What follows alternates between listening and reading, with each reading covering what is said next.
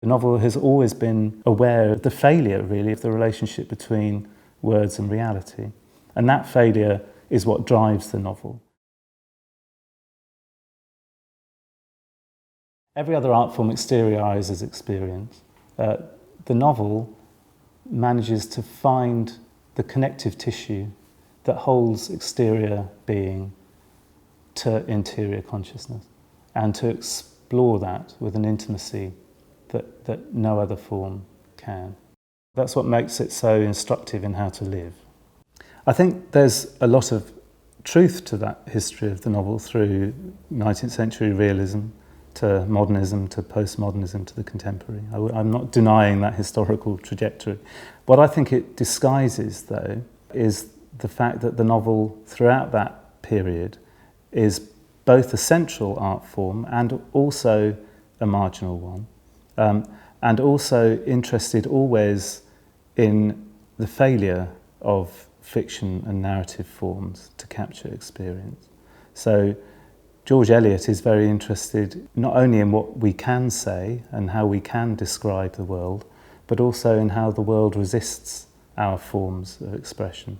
To that extent, she is as avant-garde as any modernist writer, and as interested in the unruly and the unsayable. And that's the case from Defoe through the 19th century, through modernism and to the contemporary. The novel now is actually a very, very vibrant form. It's full of many, many novelists conducting very experimental investigations of what it's possible to say and what it isn't possible to say, just as there was in the 18th century and the 19th century.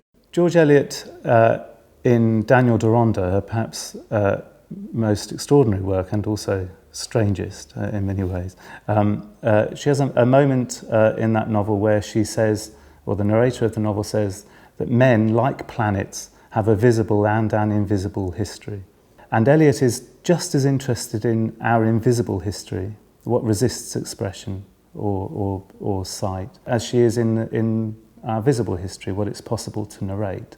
And the history that sees George Eliot as being at the height of a period where the novel is able to capture reality tends to overlook the fact that Eliot has this enormous rich investment in the invisible and the unsayable and the unthinkable, because it's in those forms of experience which can't come to expression that the future lies, that utopian possibility lies.